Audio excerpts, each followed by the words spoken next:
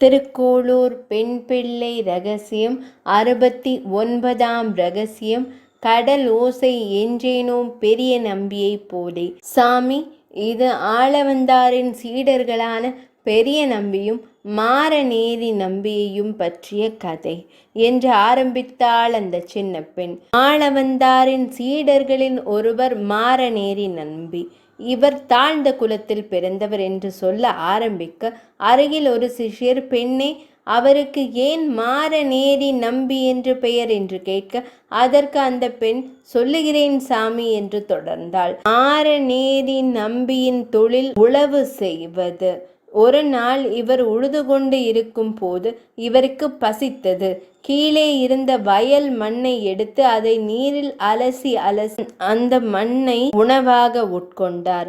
அந்த வழியே வந்த ஆளவந்தார் இவருடைய இந்த செயலை பார்த்து அதிர்ச்சி அடைந்தார். தன் சீடர்களுடன் அவரிடம் சென்று, ஐயா, நீங்கள் செய்யும் செயல் எங்களுக்கு புரியவில்லையே, சேற்றில் நின்று கொண்டு சோற்றை உண்கிறீர்களே என்றார். மாரநேரி நம்பி, சாமி, மண்ணுக்கு மண்ணை இடுகிறேன் என்று பதில் கூறினார். இதை கேட்ட ஆளவந்தார் இவருடைய ஞானத்தை வியந்து, இவர் நம் மாறன் குருகூர் நம்பிக்கு சடகோபனுக்கு நிகரானவர் என்று இவருக்கு மாறனுக்கு நிகரான நம்பி, மாரநேர் நம்பி என்று பெயர் சூட்டி நீர் என்னுடன் வாரும் என்றார். மாரநேரி நம்பி தான் தாழ்ந்த குலம், ஒரு சண்டாளன் என்றார். அதற்கு ஆளவந்தார், பெருமாள் நினைப்பில் இருக்கும் தம்மை போல ஒருவனுக்கு குலபேதம் எதுவும் கிடையாது என்று அழைத்தார். உடனே மாரநேரி நம்பி தன் தொழிலையும் ஏர்கலப்பையையும் மாடுகளையும் வீட்டையும் உற்றார் உறவினர்களையும் விட்டு புறப்பட்டார். ஆளவந்தார் அவருக்கு சங்கம் சக்கரம் இலச்சினைகளை தோளில் பொறித்து தாழ்ந்த குலத்தவரான அவரை தொண்டர் குலம் என்ற உயர்ந்த வைணவ குலத்தில் சேர்த்து கொண்டார். ஆளவந்தாருடன் அவர் திருவரங்கத்தில் கோயில் பிரகாரத்திலேயே வாசம் செய்ய தொடங்கினார். ஆளவந்தார் படித்துறையின் அருகில் ஒரு சின்ன குடில் அமைத்து இரவு பொழுதில் அங்கேயே உறக்கம் கொள்வார்.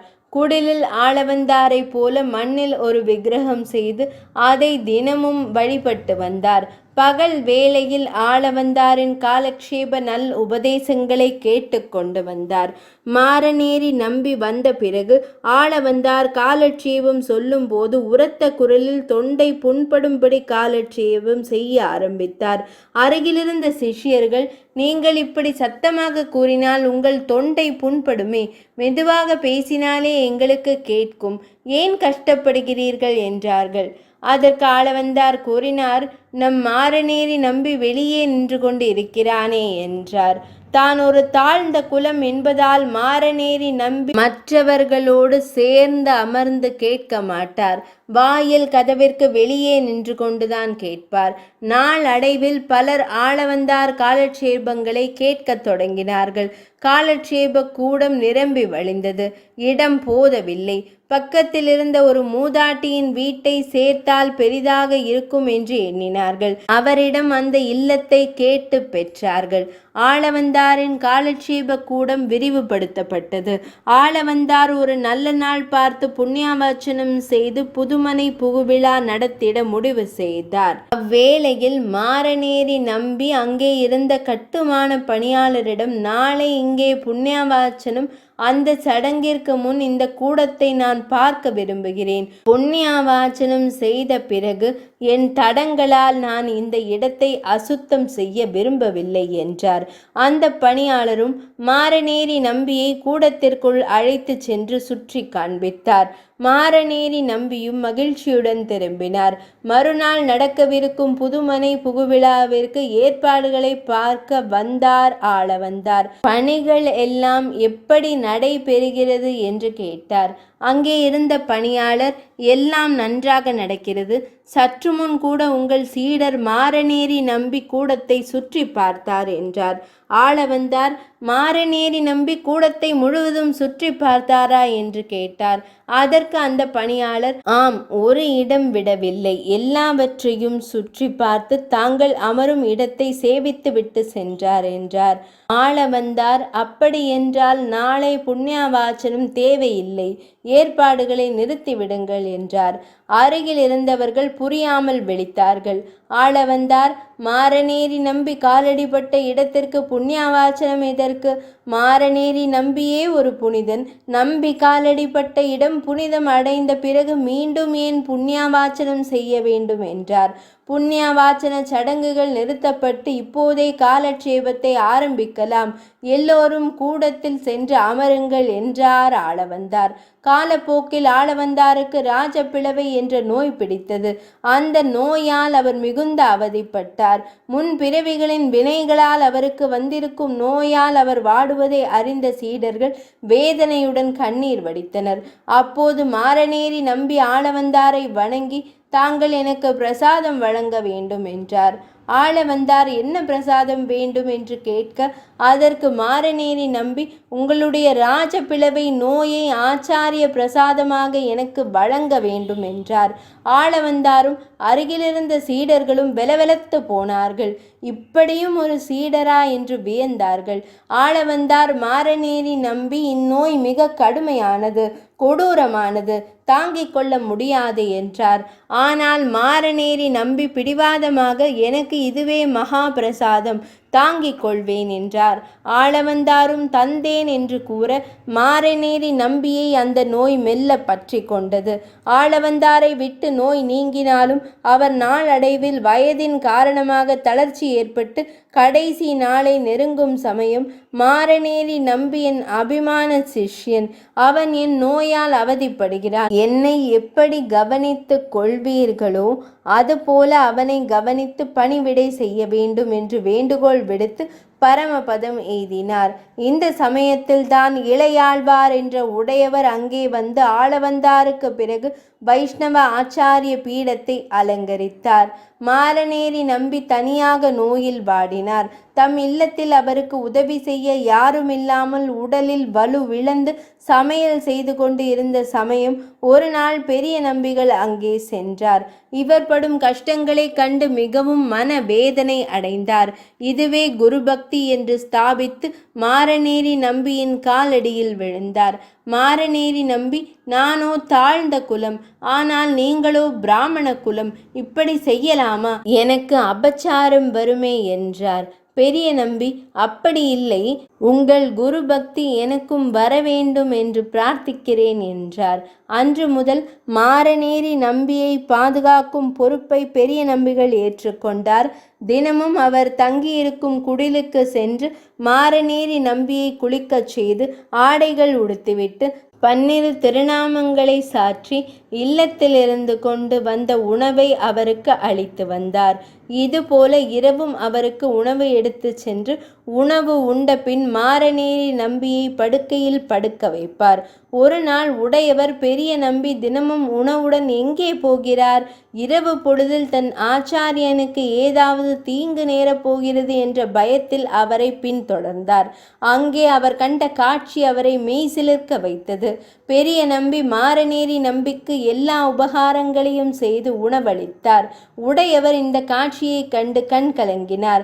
தம் குருவான பெரிய நம்பி அவருடைய குருவான ஆளவந்தாரின் திருவடிகளை தியானித்து திருவரங்கனை நோக்கி, மாரநேரி நம்பிக்கு இந்த நோயின் வலியை போக்க வேண்டும் என்று வேண்டிக் கொண்ட உடனே மாரநேரி நம்பியிடம் இருந்த நோய் மறைந்து விலகியது.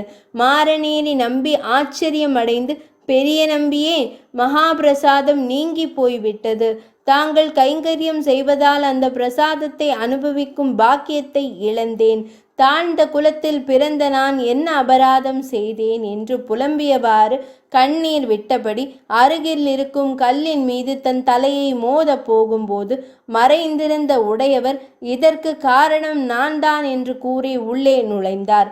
தான் ஆச்சாரியார்கள் பெரிய பெருமாளிடம் வேண்டிக் கொண்டதை கூறினார்.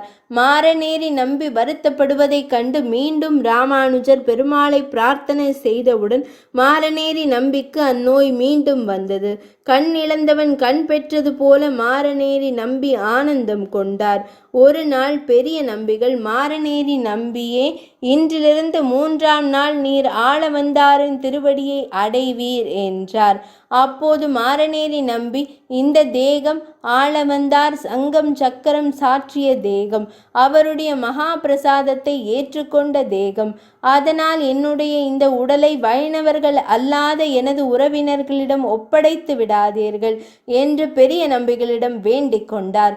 பெரிய நம்பிகள், கவலைப்படாதீர்கள், நான் பார்த்து கொள்கிறேன் என்றார். மாரநேரி நம்பி தன் குடிலில் இருக்கும் மணலால் ஆன ஆளவந்தாரை தியானித்தபடியே ஆச்சாரியாரின் திருவடியை அடைந்தார்.